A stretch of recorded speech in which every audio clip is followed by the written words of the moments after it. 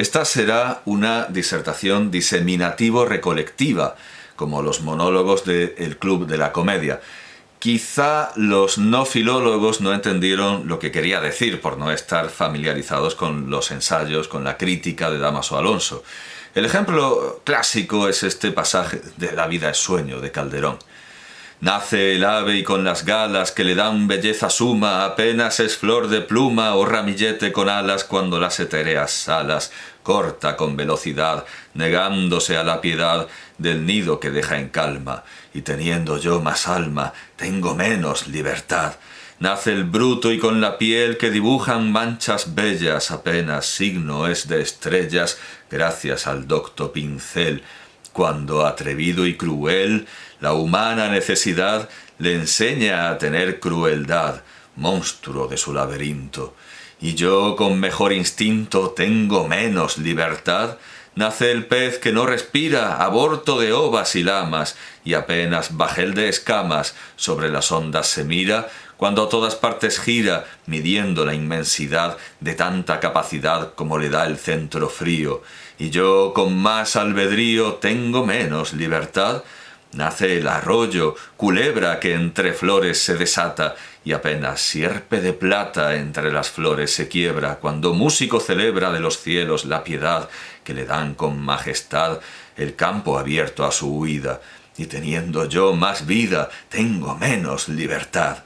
En llegando a esta pasión, un volcán, un Etna hecho, quisiera sacar del pecho pedazos del corazón.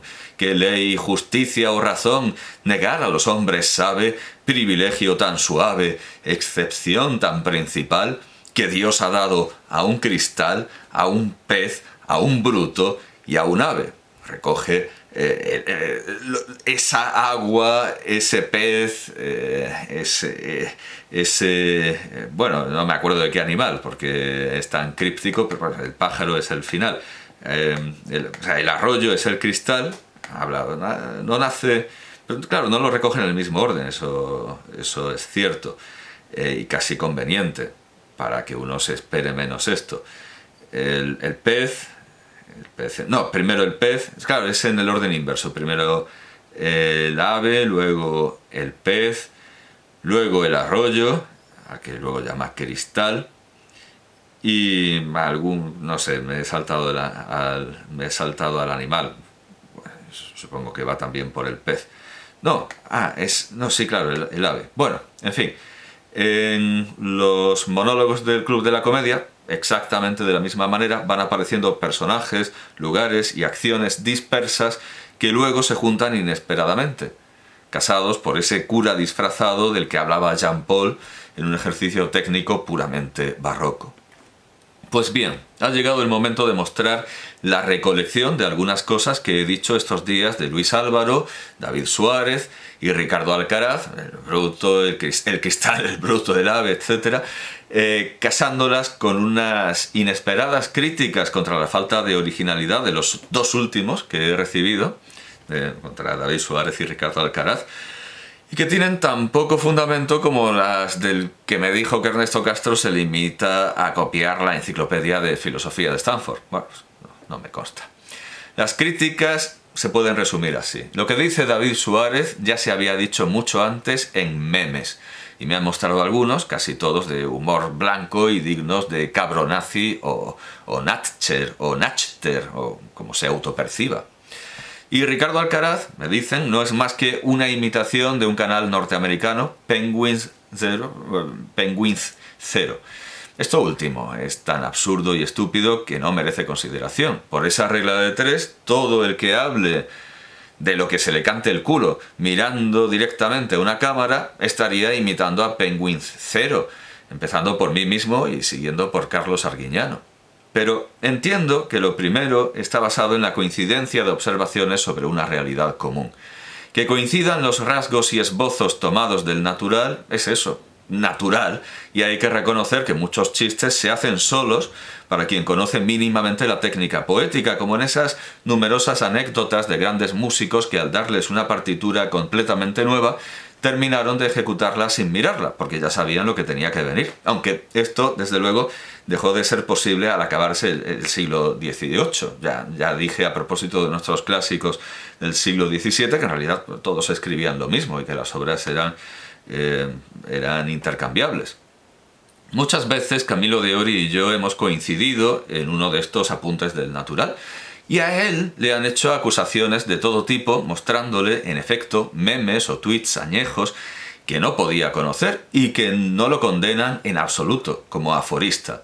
Es normal hacer comentarios similares sobre la misma realidad, y a pesar de todo lo que luego diremos de él, no creo que Georg Kreisler, para cantar Wie schön wäre Wien ohne Wiener, qué hermosa sería Viena sin vieneses, qué hermosa sería Viena sin vieneses, necesitara copiar los versos de Antonio Machado.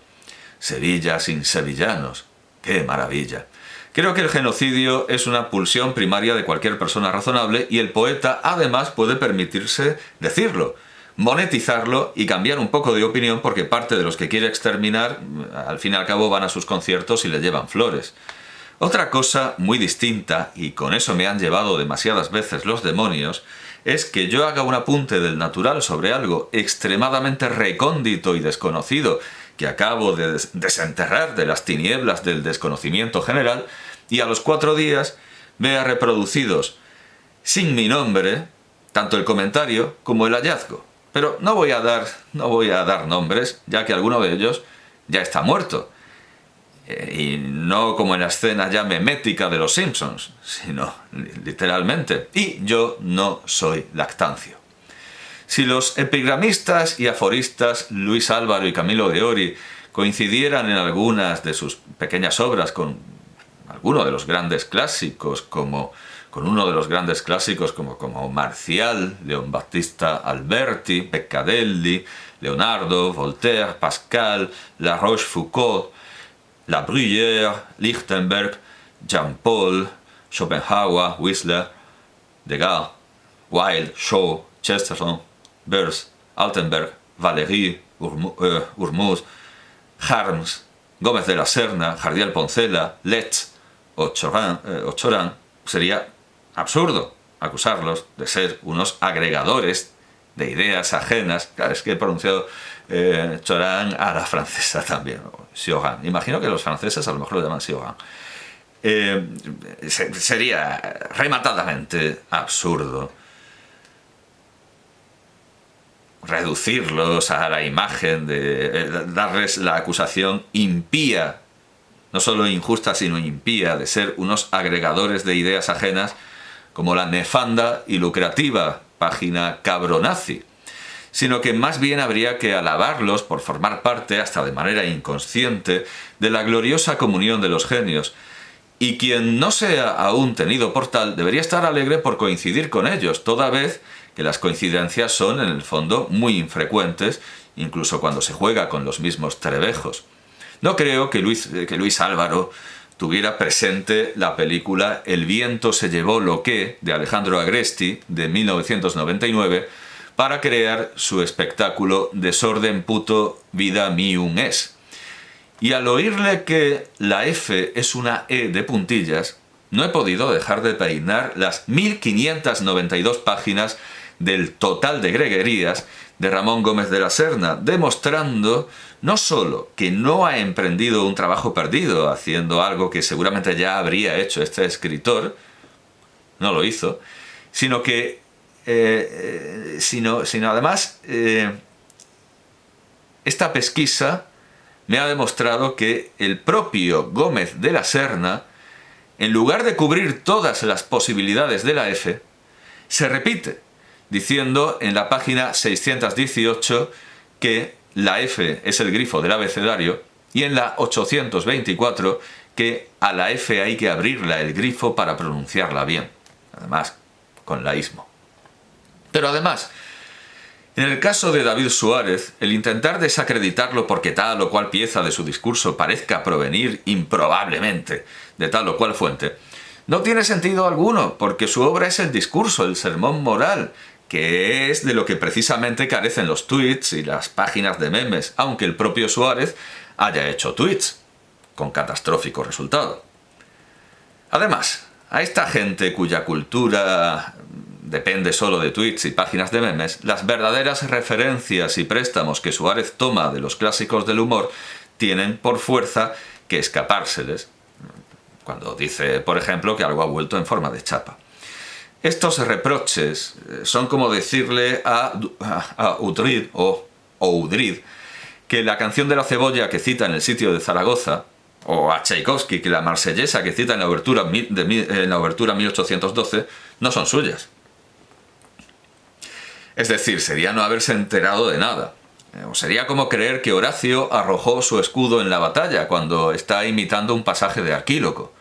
O como reprocharle a Mozart que use la sonata en si bemol mayor opus 24 número 2 de Clementi en la obertura de la flauta mágica cuando Clementi admiraba a Mozart, tenía una copia de la obertura e imprimió en las nuevas ediciones de la sonata que la había escrito antes que la obertura más por las dudas que como acusación.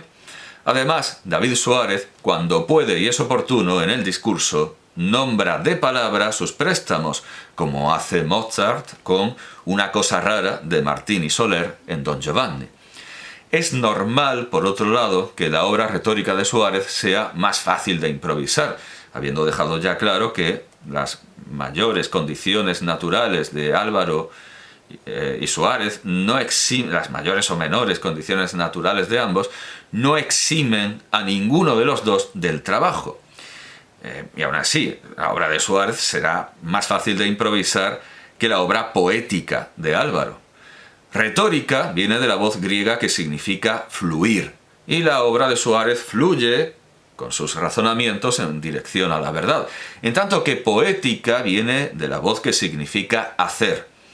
Y Álvaro tiene que labrar sus esmaltes y camafeos por recurrir a la imagen teórica y poética de Théophile Gautier, y no se los puede sacar de la manga así como así.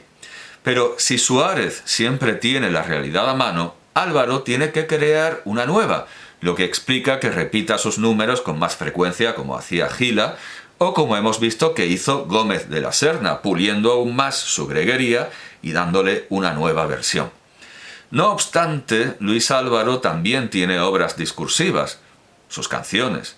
Pensaba hacer un experimento parecido al de Borges con Paz y Elizondo, esta vez para determinar lo que es un plagio y lo que no lo es, partiendo de las refundiciones griegas de Plauto y Terencio y los hurtos de Virgilio a Teócrito. Seguramente si Dante hubiera podido leer a Teócrito en griego, habría formulado un hemos sido engañado en toscano, con el agravante de que Virgilio convirtió los versos ligeros de Teócrito en algo serio y, lo que es peor, politizado, hasta llegar al latrocinio perpetrado por Gloria Fuertes contra Lipo. En las noches claras resuelvo el problema de la soledad del ser, invito a la luna y con mi sombra somos tres, pasando por las apropiaciones indebidas del trabajo ajeno por Brecht. Pero hay un ejemplo que será mucho más clarificador. En el elogio que hice de Luis Álvaro relacioné la balada de la paloma que muere atragantada por un chicle con Frühlingslied de Georg Kreisler, hablando de la escasa probabilidad de que conociera este precedente, reconociendo que es poco probable que hubiera podido inspirarse no ya en esta canción, sino en el estilo de Kreisler. Luego pensé que quizás sí podía haber conocido lo que yo siempre había entendido que era una versión inglesa de Tom Lehrer. Claro, por supuesto que el apellido es alemán, pero es un americano de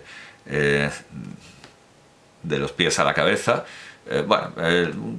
Podría ser una versión inglesa de Tom Lehrer al estilo de las que Crae hacía de Brassens.